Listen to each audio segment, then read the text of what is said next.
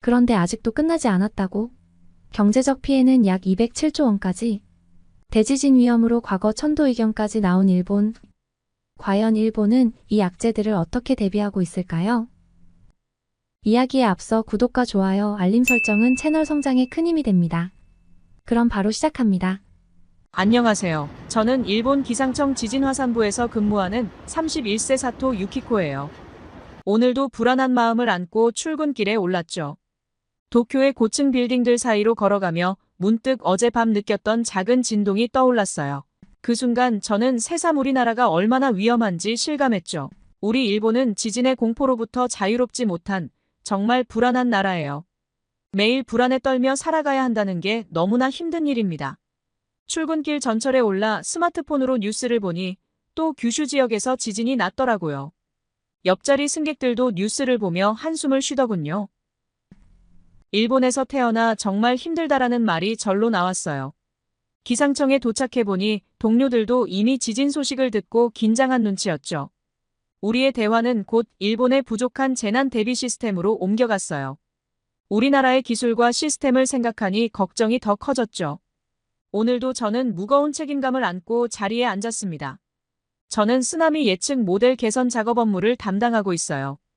인공지능을 활용한 새로운 쓰나미 예측 모델을 개발 중이죠.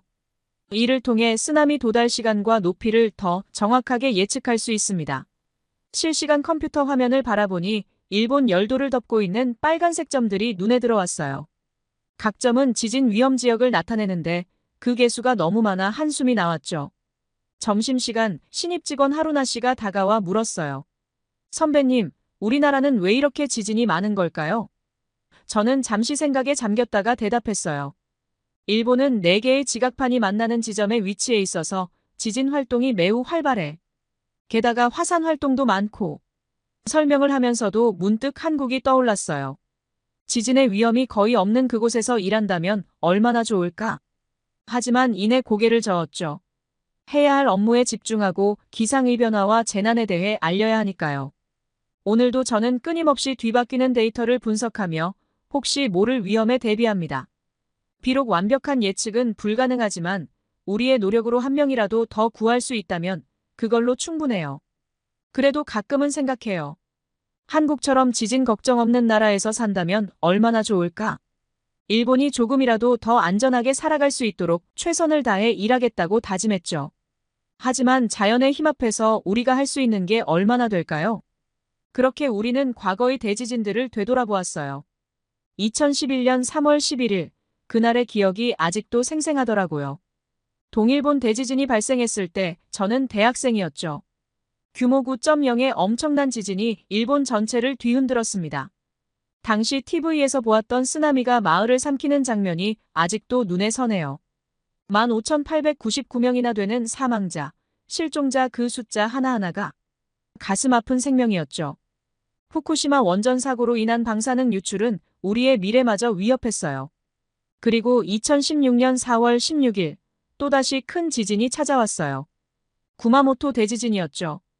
규모 7.3의 지진으로 41명이 목숨을 잃고 1,000명이 넘는 사람들이 부상을 입었어요. 무너진 건물들, 갈라진 도로들, 우리의 일상이 순식간에 무너져 내렸죠. 회의실에서 이런 이야기를 나누다 보니 동료들의 얼굴에 그늘이 졌어요. 우리는 모두 알고 있죠. 언제 또 이런 일이 일어날지 모른다는 걸요.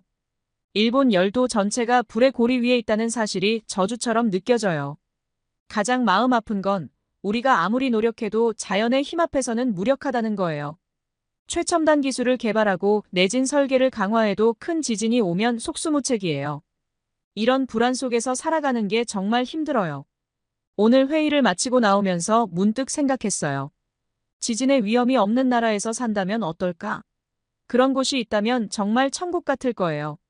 그리고 오후, 저희 기상청에서는 재난안전대책본부와 합동화상회의가 열렸어요. 최근 수집된 지진 관측 데이터가 심상치 않아서죠. 회의실 스크린에 띄워진 그래프들을 보며 모두의 표정이 굳어갔어요. 난카이 트로프 주변의 지각 활동이 평소보다 20% 증가했습니다. 제가 발표를 시작했어요. 특히 최근 3개월간의 미소지진 빈도가 예년에 비해 크게 늘었습니다. 재난안전대책본부의 나카무라 과장님이 긴장된 목소리로 물었죠. 대규모 지진의 전조 현상일 가능성은 얼마나 됩니까? 우리 팀이 분석한 데이터를 공유하며 설명했어요.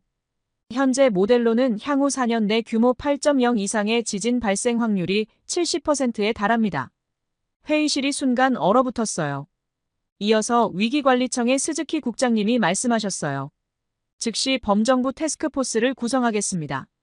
기상청은 24시간 모니터링을 강화해 주시고 이상 징후 발견 즉시 보고해 주십시오. 회의가 끝나고 자리로 돌아와 모니터를 바라보니 일본 전역의 지진계 데이터가 실시간으로 흘러가고 있었어요. 이 작은 숫자들이 수백만 명의 운명을 좌우할 수 있다고 생각하니 어깨가 무거워졌죠. 동료 마사코 씨가 커피를 건네며 말을 걸었어요. 유키코 씨, 가끔 한국의 기상청과 교류하잖아. 그쪽은 어떤가요? 저는 잠시 생각에 잠겼어요. 한국은 지진 위험이 훨씬 적어서 부러울 때가 있어요. 그들의 첨단 기상 예측 시스템은 우리도 배울 점이 많죠. 그 말을 하고 나니 다시 한번 우리의 현실을 실감했어요. 우리는 매일 데이터와 씨름하며 자연의 위협에 맞서고 있습니다. 끊임없이 데이터를 분석하고 예측 모델을 개선하고 있어요. 모니터에 비친 일본 지도를 바라보며 다짐했어요. 우리가 할 수 있는 건 최선을 다해 위험을 예측하고 한 생명이라도 더 지키는 거라고. 비록 자연을 완전히 제어할 순 없겠지만 우리의 데이터와 과학이 일본을 조금씩 더 안전하게 만들 수 있길 바라며 오늘도 긴장의 끈을 놓지 않고 있어요.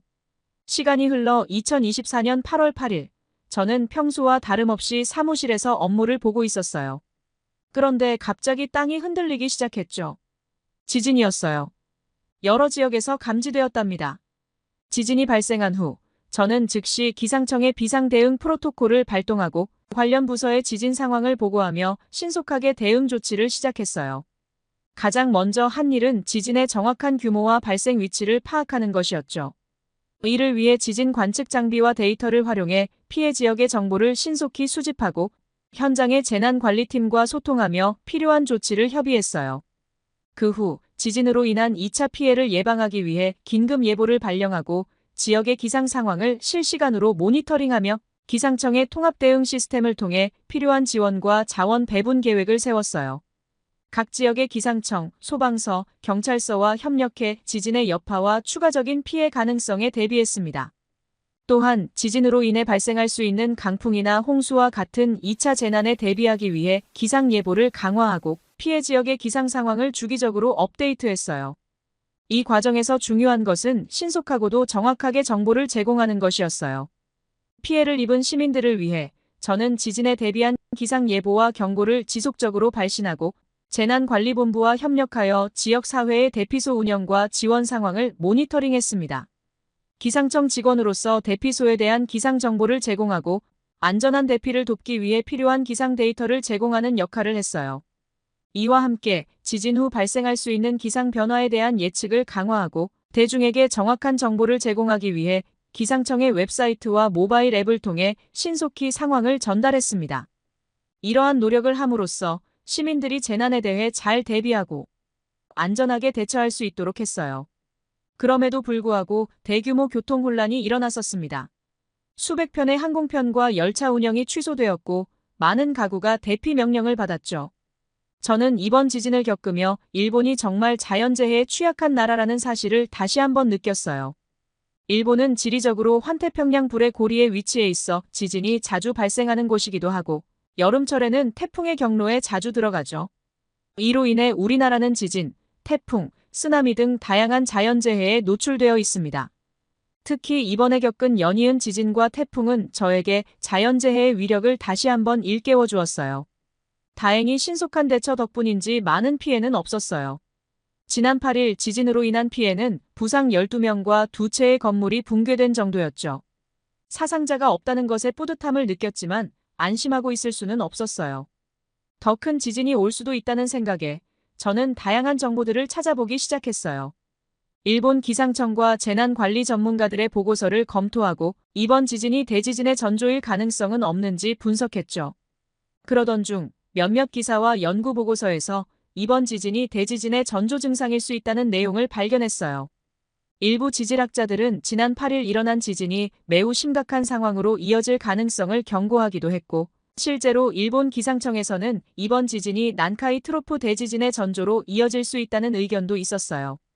난카이 트로프 대지진은 일본에서 발생할 가능성이 높은 대규모 지진으로 발생하면 막대한 피해를 초래할 것이라는 예측이 있었죠. 그 기사를 읽고 나서 제 몸에서 힘이 쭉 빠지며 그 자리에 주저앉고 말았습니다.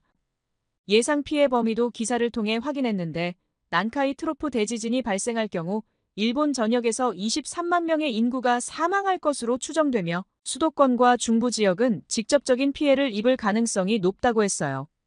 경제적 피해는 약 207조 원에 이를 것으로 예상되었죠. 그렇게 우리는 더 큰 피해를 막고자 2011년 동일본 대지진 이후 개선된 재난 대응 시스템을 점검을 했습니다. 13년이 지났지만 그때의 기억은 여전히 생생하죠. 18살이었던 저는 그때의 경험을 바탕으로 이 일을 선택한 이유도 있습니다. 회의실에 모인 우리는 각자의 분야에서 준비한 보고서를 공유했어요. 이번에 제가 맡은 부분은 지진 조기경보 시스템이에요. 현재 우리의 지진 조기경보 시스템은 지진 발생 후 3초 내에 경보를 발령할 수 있습니다. 제가 설명을 시작했어요. 하지만 여전히 개선의 여지가 있습니다. 특히 해저 지진계의 증설이 시급해요. 동료들의 보고도 이어졌습니다. 쓰나미 예측 모델의 정확도 향상, 원전 안전 시스템 강화, 대피소 확충 등 다양한 분야에서 진전이 있었지만 아직 갈 길이 멀어 보였어요. 회의가 끝나고 창밖을 바라보니 도쿄의 풍경이 눈에 들어왔어요. 고층 빌딩들 사이로 보이는 작은 공원에는 사람들이 한가롭게 앉아 있었죠. 그들은 지금 이 순간에도 우리가 어떤 노력을 하고 있는지 모를 거예요. 문득 옆자리에 선배님이 말씀하셨어요. 유키코 씨, 가끔 우리가 하는 일이 무의미하게 느껴질 때가 있나요? 저는 잠시 생각에 잠겼다가 대답했어요. 네, 가끔 그렇죠. 하지만 우리의 노력으로 한 명이라도 더 살릴 수 있다면 그걸로 충분해요. 선배님이 미소를 지으셨어요. 맞아요. 우리는 과거의 아픔을 교훈 삼아 더 나은 미래를 준비하고 있는 거예요.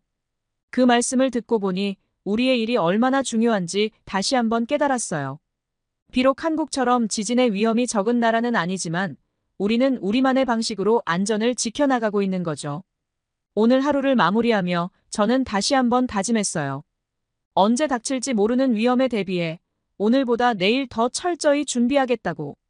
다시는 2011년의 악몽을 반복하지 않도록, 그리고 이번 8월에 겪었던 지진과 태풍처럼 자연재해가 닥쳐올 때마다 안전하게 대처할 수 있도록 더욱 철저히 준비할 것이라 생각하며 잠을 청했습니다. 그러던 어느 날 오늘 우리 부서에 특별한 손님이 왔어요. 한국기상청에서 온 김태훈 박사님이었죠. 국제협력 프로그램의 일환으로 일주일간 머물 예정이라고 해요. 김 박사님의 발표를 들으며 저는 입을 다물지 못했어요.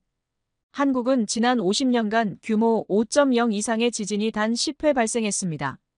이 말을 듣는 순간 부러움이 폭발할 것 같았어요. 게다가 한국의 원전은 모두 활성단층에서 멀리 떨어져 있어 지진 위험이 매우 낮습니다. 김 박사님이 덧붙이셨어요. 우리 일본의 현실과 너무나 대조적이었죠. 휴식 시간, 저는 용기를 내어 김 박사님께 다가갔어요. 한국에서는 정말 지진 걱정 없이 사나요? 김 박사님은 빙그레 웃으셨어요. 네, 대부분의 한국인들은 지진을 거의 걱정하지 않아요. 대신 우리는 그 에너지를 다른 분야의 발전에 쏟고 있죠. 그 말을 듣는 순간 한국에 대한 부러움이 절정에 달했어요. 지진 걱정 없이 산다니 그게 얼마나 큰 축복인지 모르겠어요.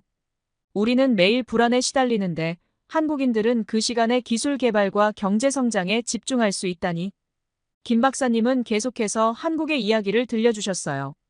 세계 최고 수준의 IT 기술, 빠르게 성장하는 경제, 세계를 휩쓰는 K-팝과 한국 드라마 모든 게 부러웠습니다. 우리나라였다면 좋겠어요. 저도 모르게 중얼거렸죠. 김 박사님이 놀란 표정으로 물었어요.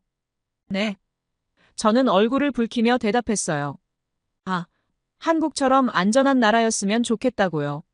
발표가 끝나고 사무실로 돌아오는 길, 동료들과 한국에 대한 이야기로 꽃을 피웠어요. 유키코, 우리도 한국처럼 살 수 있을까? 마사코가 물었어요. 저는 한숨을 쉬며 대답했죠. 글쎄, 우리는 평생 이 불안과 싸워야 할 것 같아. 창밖으로 보이는 도쿄의 풍경이 갑자기 위태로워 보였어요. 언제 무너질지 모를 이 도시. 한국이라면 이런 걱정 없이 살 수 있겠죠? 오늘 하루 종일 한국에 대한 부러움으로 가득 찼어요. 안전하고 발전된 그 꿈의 나라 한국. 우리도 언젠가 그렇게 될 수 있을까요? 오늘은 제 인생에서 가장 중요한 결정을 내리는 날이에요. 남편과 아이들 우리 가족 모두 함께 한국행 비행기 티켓을 예매했거든요. 단순한 여행이 아니라 새로운 삶을 시작을 위해 서울 한 달 살기를 해보려고 한국으로 가족이 모두 떠나기로 했죠. 지친 업무를 피해 조금 쉬고 싶었어요. 힘들다라기보다는 이 상황, 이 환경을 벗어나고 싶었던 것 같아요. 사실 지난주 우리 부서에 충격적인 보고서가 올라왔었어요. 향후 30년 내 대규모 지진 발생 확률이 90%를 넘는다는 내용이었죠. 이 소식을 들은 후 저는 더 이상 이곳에서 살 수 없다고 생각했어요. 집에 와서 남편하고 상의를 한 결과 한국을 가보자고 하더라고요. 남편과 한국에 대해 알아보면 알아볼수록 그곳이 얼마나 천국 같은 곳인지 실감하게 되었습니다. 지진 걱정 없는 안전한 나라, 세계 최고의 IT 기술, 눈부신 경제 성장, 세계를 사로잡은 문화. 그야말로 꿈의 나라죠. 동료 마사코에게 제 결정을 알렸더니 놀랍게도 그녀도 비슷한 생각을 하고 있었어요. 나도 한국 이주를 고민 중이야. 아이들의 미래를 위해서라도 안전한 곳으로 가야 할 것 같아 우리 부서의 시무라 과장님께 사직서를 제출했을 때 과장님은 한숨을 깊게 내쉬셨어요. 하지만 이렇게 말씀하셨죠. 그 결정 저도 이해합니다. 저도 가족이 있다면 그렇게 했을 거예요. 한국은 정말 부러운 나라인 건 확실합니다. 그동안 수고했어요.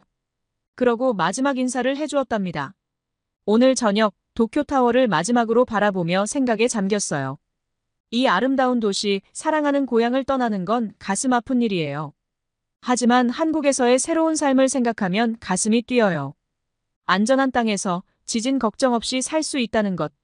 밤에 편히 잠들 수 있다는 것. 아이를 키우면서도 불안에 떨지 않아도 된다는 것. 이 모든 게 한국에선 당연한 일상이라니 정말 믿기지 않아요. 내일이면 저는 한국행 비행기에 오르게 됩니다. 새로운 삶, 새로운 희망을 향해 떠나는 거죠.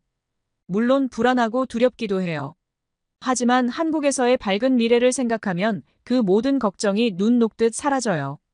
한국, 그곳은 제게 있어 새로운 희망의 나라예요.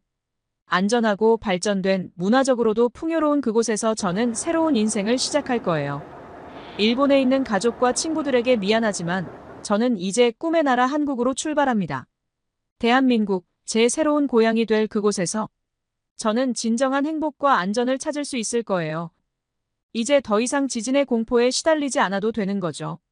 안녕히 계세요, 일본. 그리고 안녕하세요, 대한민국. 유키코의 사연 잘 들으셨나요? 지금 일본 전역이 두려움에 떨고 있는 상황입니다. 우리나라도 경각심을 갖고 언제 닥칠지 모르는 재난에 항상 철저히 대비해야 한다는 교훈을 얻은 것 같습니다. 일본이 한국에게 부정적인 이미지를 가진 것도 사실이지만 이러한 피해는 정말 안타까운 일입니다. 이처럼 자연재해의 위협을 간과하지 말고 우리도 늘 준비하는 자세를 갖추어야겠죠?